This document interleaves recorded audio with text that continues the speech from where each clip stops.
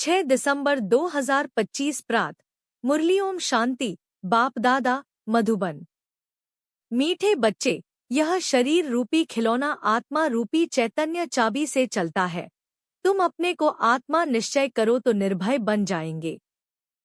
प्रश्नात्मा शरीर के साथ खेल खेलते नीचे आई है, इसलिए उसको कौन सा नाम देंगे? उत्तर, कठपुतली। जैसे ड्रामा में कठपुतलियों का खेल दिखाते हैं, वैसे तुम आत्माएं कठपुतली की तरह 5000 वर्ष में खेल खेलते नीचे पहुंच गई हो। बाप आए हैं तुम कठपुतलियों को ऊपर चढ़ने का रास्ता बताने। अब तुम श्रीमत की चाबी लगाओ तो ऊपर चले जाएंगे। गीत। महफिल में जल उठी शमा। ओम शांति। रूहानी बाप रूहानी बच्चों को श्रीमत देते हैं। कभी कोई की चलन अच्छी नहीं होती तो माँ बाप कहते हैं, तुमको शल ईश्वर मत देवे। बेचारों को यह पता ही नहीं कि ईश्वर सचमुच मत देते हैं। अभी तुम बच्चों को ईश्वरीय मत मिल रही है, अर्थात रूहानी बाप बच्चों को श्रेष्ठ मत दे रहे हैं, श्रेष्ठ बनने के लिए। अभी तुम समझते हो हम श्रेष्ठ ते श्रेष्ठ बन रहे हैं। बाप हमको कितनी ऊंच मत दे रहे हैं। हम उनकी मत पर चलकर मनुष्य से देवता बन रहे हैं। तो सिद्ध होता है मनुष्य को देवता बनाने वाला वही बाप है। सिख लोग भी गाते हैं, मनुष्य से देवता किए, तो जरूर मनुष्य से देवता बनाने की मत देते हैं। उनकी महिमा भी गाई है, एको ओंकार, कर्ता पुरुष, निर्भय। तुम सब निर्भय हो जाते हो। अपने को आत्मा समझते हो ना। आत्मा को कोई भय नहीं रहता है। बाप कहते हैं निर्भय बनो। भय फिर काहे का? तुमको कोई भय नहीं। तुम अपने घर बैठे भी बाप की श्रीमत लेते रहते हो। अब श्रीमत किसकी, कौन देते हैं? यह बातें गीता में तो है नहीं। अभी तुम बच्चे समझते हो।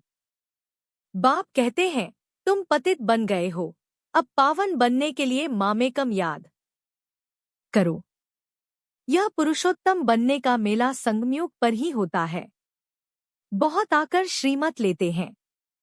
इसको कहा जाता है ईश्वर के साथ बच्चों का मेला। ईश्वर भी निराकार है, बच्चे आत्माएं भी निराकार हैं।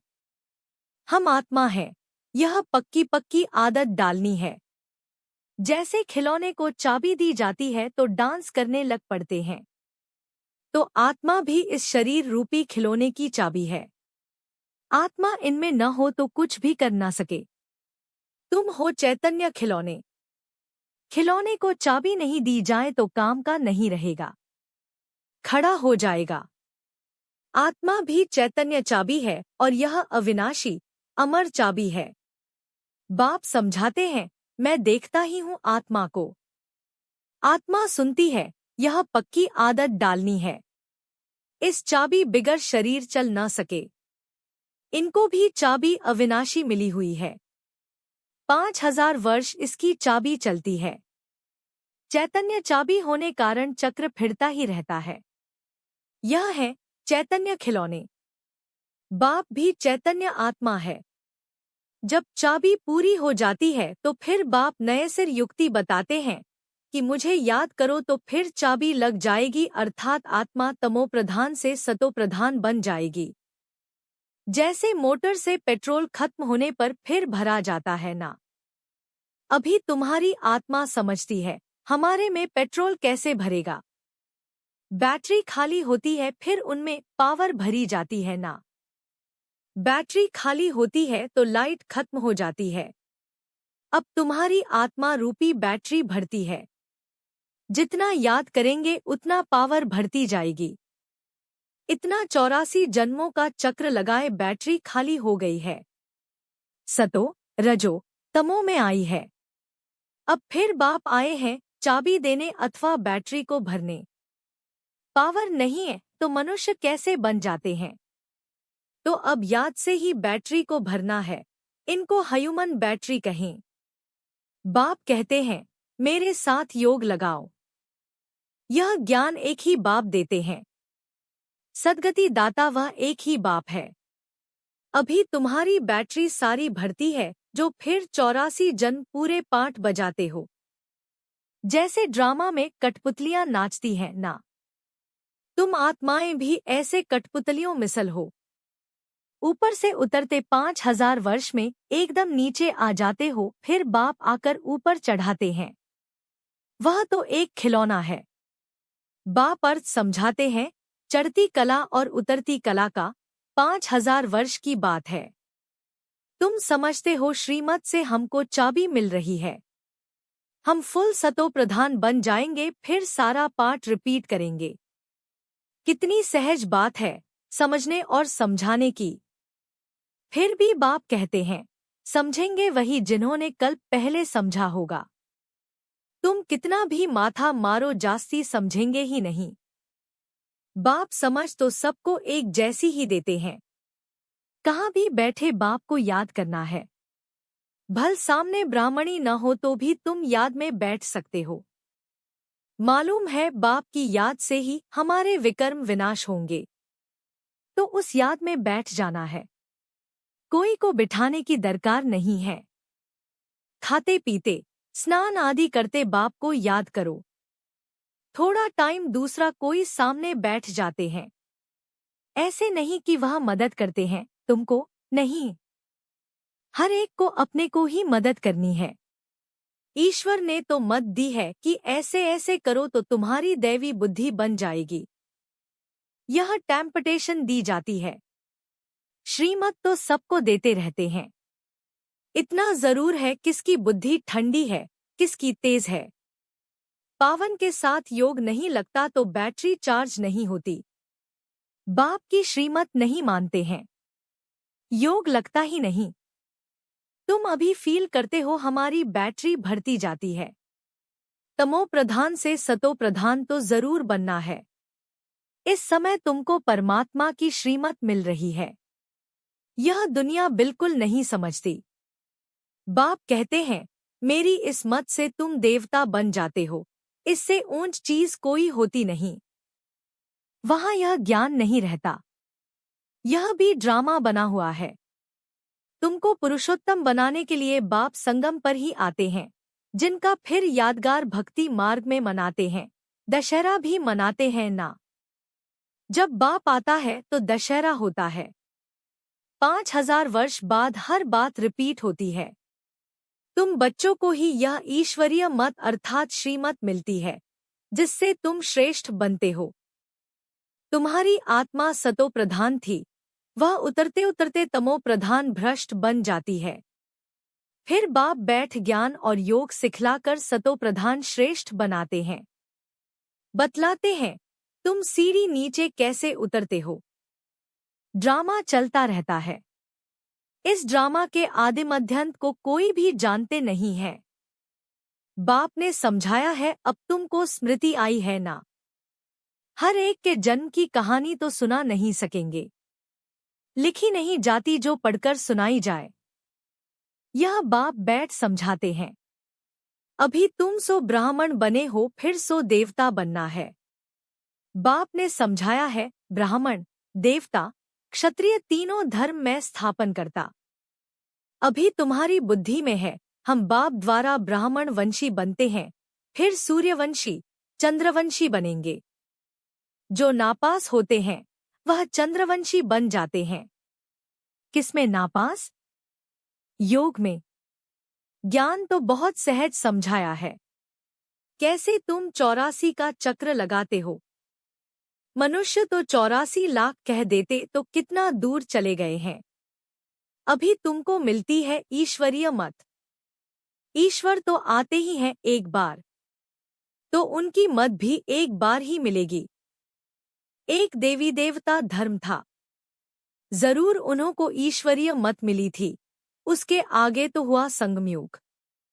बाप आकर दुनिया को बदलाते हैं। तुम अब बदल रहे हो। इस समय तुमको बाप बदलाते हैं। तुम कहेंगे कल्पकल्प हम बदलते आए हैं, बदलते ही रहेंगे। यह चैतन्य बैटरी है ना, वह है जड़। बच्चों को मालूम हुआ है 5000 वर्ष बाद बाप आए हैं। श्रेष्ठ ते श्रेष्ठ मत भी देते हैं। ऊंच ते ऊंच भगवान की ऊंच मत मिलती है, जिससे तुम ऊंच पद पाते हो। तुम्हारे पास जब कोई आते हैं तो बोलो तुम ईश्वर की संतान होना। ईश्वर शिव बाबा है, शिव जयंती भी मनाते हैं। वह है भी सद्गति दाता। उनको अपना शरीर तो है नहीं, तो किसके द्वारा मत देते हैं? तुम भी आत्मा हो, इस शरीर द्वारा बातचीत करते हो ना। शरीर बिगर आत्मा कुछ कर न सके। निराकार बाप भी आए कैसे? गायन भी है रथ पर आते हैं। फिर कोई ने क्या बैठ बनाया है। त्रिमूर्ति भी सूक्ष्मवतन में बैठ दिखाया है। बाप समझाते हैं, यह सब है साक्षात्कार की बातें। बाकी रचना तो सारी यहाँ है ना, तो रचता बाप को भी यहाँ आना पड़े। पतित दुनिया में ही आकर पावन बनाना है। यहाँ बच्चों को डायरेक्ट पावन बना रहे हैं। समझते भी हैं, फिर भी ज्ञान बुद्धि में बैठता नहीं। कोई को समझा नहीं सकते। श्रीमत को उठाते नहीं तो श्रेष्ठ ते श्रेष्ठ बन नहीं सकते। जो समझते ही नहीं वह क्या पद पाएंगे। जितना सर्विस करेंगे उतना ऊंच पद पाएंगे। बाप ने कहा है, हड्डी हड्डी सर्विस में देनी है, ऑलराउंड सर्विस करनी है। बाप की सर्विस में हम हड्डी देने भी तैयार हैं। बहुत बच्चियां तड़पती रहती हैं सर्विस के लिए। बाबा हमको छुड़ाओ तो हम सर्विस में लग जाएं, जिससे बहुतों का कल्याण हो। सारी दुनिया तो जिस्मानी सेवा करती है, उससे तो सीढ़ी नीचे ही उतरते आते हो। अभी इस रूहानी सेवा से चढ़ती कला होती है। हर एक समझ सकते हैं, यह फलाने हमसे जास्ती सर्विस करते हैं। सर्विसेबल अच्छी बच्चियां हैं तो सेंटर भी संभाल सकती हैं। क्लास में नंबरवार बैठते हैं। यहाँ तो नंबरवार नहीं बिठाते हैं, फंक हो जाएंगे। समझ तो सकते हैं ना। सर्विस नहीं करते तो जरूर पद भी कम हो जाएगा। पद नंबरवार बहुत है ना, परंतु वह है सुखधाम, यह है दुखधाम। वहाँ बीमारी आदि कोई होती नहीं। बुद्धि से काम लेना पड़ता है। समझना चाहिए हम तो बहुत कम पद पा लेंगे, क्योंकि सर्विस तो करते नहीं है। सर्विस से ही पद मिल सकता है। अपनी जांच करनी चाहिए। हर एक अपनी अवस्था को जानते हैं। मम्मा बाबा भी सर्विस करते आए हैं। अच्छे अच्छे बच्चे भी हैं, भल नौकरी में भी हैं। उनको कहा जाता है हाफ पेपर भी छुट्टी लेकर जाए, सर्विस करो, हर्जा नहीं है। जो बाबा की दिल पर सो ताउसी तख्त पर बैठते हैं, नंबरवार पुरुषार्थ अनुसार, ऐसे ही विजय माला में आ जाते हैं। अर्पण भी होते हैं, सर्विस भी करते हैं। कोई तो भल अर्पण होते हैं, सर्विस नहीं करते तो पद कम हो जाएगा ना। यह राजधानी स्थापन होती है श्रीमत से, ऐसा कभी सुना? अथवा पढ़ाई से राजाई स्थापन होती है, यह कभी सुना, कभी देखा? हाँ, दान पुण्य करने से राजा के घर जन्म ले सकते हैं। बाकी पढ़ाई से राजाई पद पाए, ऐसा तो कभी सुना नहीं होगा। किसको पता भी नहीं। बाप समझाते हैं, तुमने ही पूरे 84 जन्म लिए हैं। तुमको अब ऊपर जाना है बहुत इजी। तुम कल्पकल्प समझते हो नंबरवार पुरुषार्थ अनुसार। बाप याद प्यार भी नंबरवार पुरुषार्थ अनुसार देते हैं। बहुत याद प्यार उनको देंगे जो सर्विस में हैं। तो अपनी जांच करनी है कि मैं दिल पर चढ़ा हुआ हूँ, माला का दाना बन सकता हूँ। अनपढ़े जरूर पढ़े हुए के आगे भरी ढोएंगे। बाप तो समझाते हैं बच्चे पुरुषार्थ करें, परंतु ड्रामा में पाठ नहीं है तो फिर कितना भी माथा मारो, चढ़ते ही नहीं।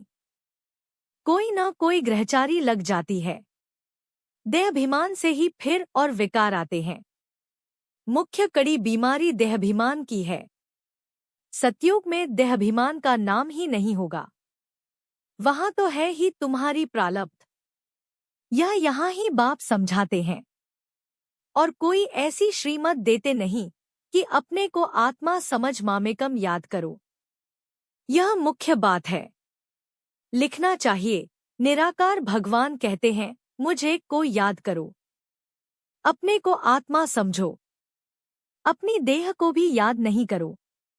जैसे भक्ति में भी एक शिव की ही पूजा करते हो, अब ज्ञान भी सिर्फ मैं ही देता हूं, बाकी सब है भक्ति। अव्यभिचारी ज्ञान एक ही शिव बाबा से तुमको मिलता है। यह ज्ञान सागर से रत्न निकलते हैं, उस सागर की बात नहीं। यह ज्ञान का सागर तुम बच्चों को ज्ञान रत्न देते हैं, जिससे तुम देवता बनते हो। शास्त्रों में तो क्या क्या लिख दिया है। सागर से देवता निकला, फिर रत्न दिया। यह ज्ञान सागर तुम बच्चों को रत्न देते हैं। तुम ज्ञान रत्न चुकते हो। आगे पत्थर चुकते थे तो पत्थर बुद्धि बन पड़े, अब रत्न चुगने से तुम पारस बुद्धि बन जाते हो। पारसनाथ बनते हो ना। यह पारसनाथ लक्ष्मी नारायण विश्व के मालिक थे। भक्ति मार्ग में तो अनेक नाम, अनेक चित्र बना रखे हैं। वास्तव में लक्ष्मी नारायण व पारसनाथ एक ही है। नेपाल में पशुपतिनाथ का मेला लगता है, वह भी पारसनाथ ही है। अच्छा, मीठे मीठे सिकीलधे बच्चों प्रति माता पिता बाप दादा का याद प्यार और गुड मॉर्निंग। रूहानी बाप की रूहानी बच्चों को नमस्ते। धारणा के लिए मुख्य सार।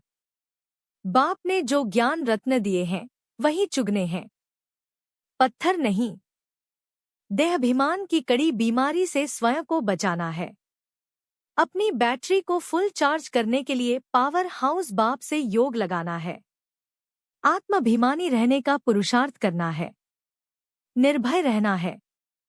वरदान, दातापन की भावना द्वारा इच्छा मात्रम अविद्या की स्थिति का अनुभव करने वाले तृप्त आत्मा भव। सदा एक लक्ष्य हो कि हमें दाता का बच्चा बन सर्व आत्माओं को देना है। दातापन की भावना रखने से संपन्न आत्मा हो जाएंगे और जो संपन्न होंगे वह सदा तृप्त होंगे। मैं देने वाले दाता का बच्चा हूँ, देना ही लेना है, यही भावना सदा निर्विघ्न इच्छा मात्रम अविद्या की स्थिति का अनुभव कराती है। सदा एक लक्ष्य की तरफ ही नजर रहे, वह लक्ष्य है बिंदु, और कोई भी बातों के विस्तार को देखते हुए नहीं देखो, सुनते हुए भी नहीं सुनो। स्लोगन, बुद्धि व स्थिति यदि कमजोर है तो उसका कारण है व्यर्थ संकल्प।